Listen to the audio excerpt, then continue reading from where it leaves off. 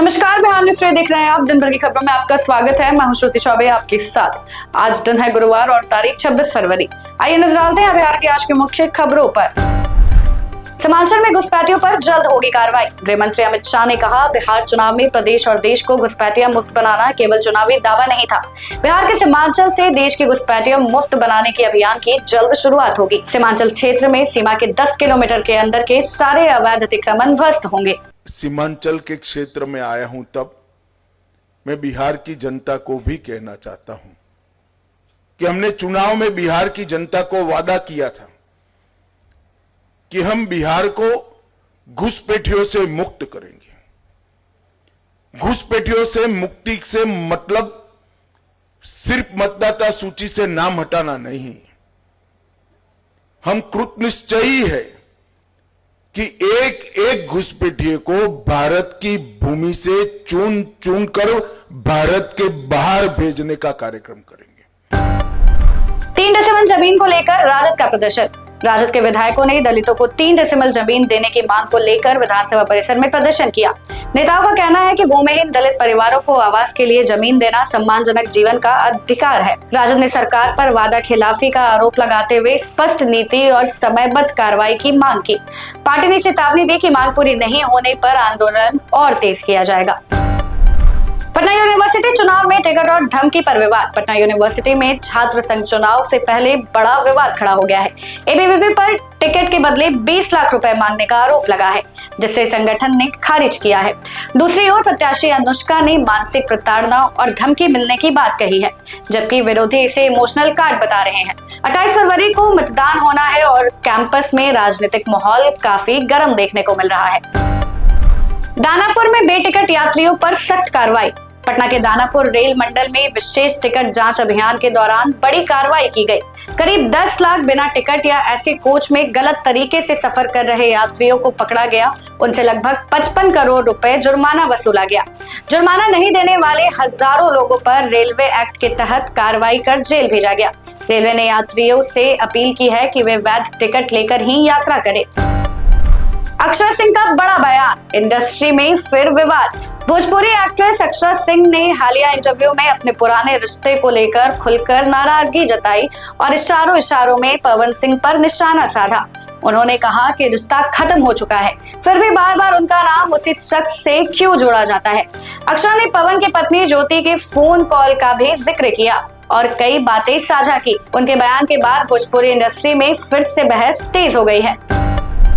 कटिहार में कांग्रेस नेताओं के बीच आरोप प्रत्यारोप। कटिहार की सांसद तारिक अनवर पर उनके ही पार्टी के वरिष्ठ नेता शकील अहमद खान ने गंभीर आरोप लगाए हैं। शकील अहमद खान ने कहा है कि अनवर ने 40 साल में क्षेत्र के लिए कोई खास काम नहीं किया है और विकास कार्यों में कमीशन लेने का भी आरोप लगाया है। तारिक अनवर ने इन आरोपों पर कोई प्रतिक्रिया नहीं दी है। वहीं इस विवाद पर बीजेपी ने भी कांग्रेस नेताओं को घेरते हुए दोनों को जनता की अदालत में बेनकाब बताया है। तारिक साहब का बयान अब हमको लगता है कि मज़ा का फैज है, हास्यास्पद इसलिए है। उम्र का असर हो सकता है, उसमें कोई दिक्कत नहीं है। जब उम्र बढ़ जाती है तो आदमी कुछ चीज़ें भूल जाता है, अपने कृत्य को भी भूल जाता है, क्योंकि जिस तरह से उन्होंने उस वक्त के जो अध्यक्ष थी हमारी माननीय सोनिया जी, उनके ऊपर जिस तरह के इल्ज़ामात लगाए थे और जो अपशब्द का इस्तेमाल किया था, करते करते रहे और उसके बाद भी हमेशा अलायंस में ही चुनाव लड़े। कटिहार से अलायंस के बिना तो हारे बुरी तरह से। एक बार लड़े थे, हमेशा कोशिश की कि अलायंस होता रहे। खुद भी देखना चाहिए खुद के आईने में खुद को। और भारतीय जनता पार्टी अपने ट्रोल आर्मी से इनके बयान को चलवा रही है।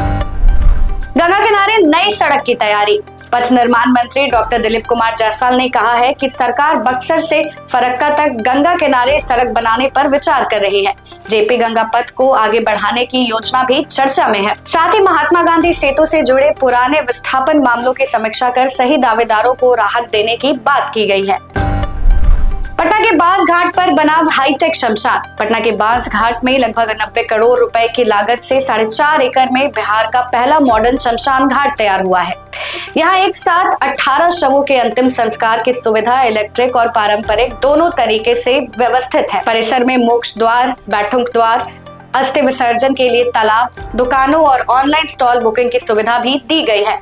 पटना स्मार्ट सिटी और बुडको द्वारा विकसित इस परिसर में हरियाली, पेंटिंग और शिव प्रतिमा जैसे आकर्षण भी बनाए गए हैं। मानसून से पहले जल जमाव रोकने की तैयारी। नगर निगम ने बारिश से पहले जल जमाव से निपटने के लिए विशेष योजना शुरू की है। नगर आयुक्त यशपाल मीणा ने निर्देश दिया है कि सभी अधूरे काम जल्द पूरे हो और संवेदनशील इलाकों में वैकल्पिक जल निकासी व्यवस्था तैयार रहे। नालों की सफाई, पंपिंग व्यवस्था और मैनहोल मरम्मत पर जोर दिया गया है। अधिकारियों को चेतावनी दी गई है कि लापरवाही मिलने पर कार्रवाई होगी। पटना सिटी में पैसे के विवाद में फायरिंग, एक की मौत। पटना सिटी के मुसल्लफपुर हाट में पैसे के लेन देन को लेकर विवाद के बाद 2 भाइयों पर गोली चला दी गई। आलू प्याज व्यापारी सोनू की मौत हो गई, जबकि उसका भाई आकाश जो 21 वर्ष का था गंभीर रूप से घायल है और पीएमसीएच में उसका इलाज चल रहा है।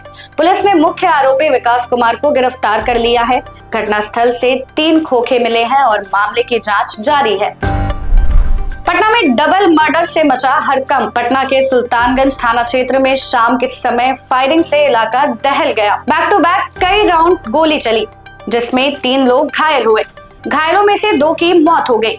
मृतकों में सोनू कुमार शामिल है, जो खीरा बेचकर जीवन चलाते थे। प्रारंभिक जांच में मामला आपसी विवाद का बताया जा रहा है। पूर्वी एसपी परिचय कुमार ने घटना की पुष्टि की है और पुलिस जाँच में जुटी हुई है।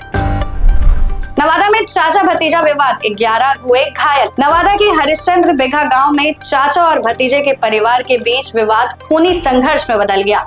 दोनों पक्षों के बीच वर्चस्व को लेकर जमकर मारपीट हुई। इस घटना में कुल 11 लोग गंभीर रूप से घायल हुए हैं, जिनमें पुरुष, महिला और बच्चे शामिल हैं।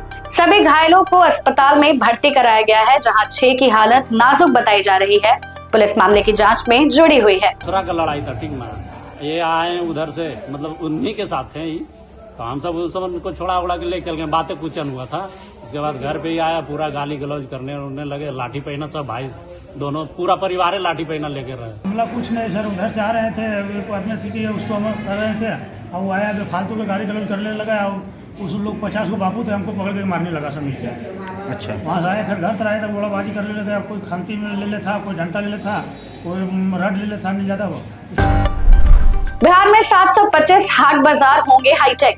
बिहार सरकार ग्रामीण अर्थव्यवस्था मजबूत करने के लिए 725 हाट और बाजार विकसित करेगी। ये योजना विकसित भारत गारंटी फॉर रोजगार और आजीविका मिशन के तहत लागू होगी। इन हाट बाजारों में शेड, चबूतर, शौचालय, पेयजल और मल्टीपर्पज स्टोर जैसी सुविधाएं दी जाएंगी। सरकार का कहना है कि इससे किसानों, पशुपालकों और स्वयं सहायता समूहों को बेहतर बाजार और रोजगार मिलेगा।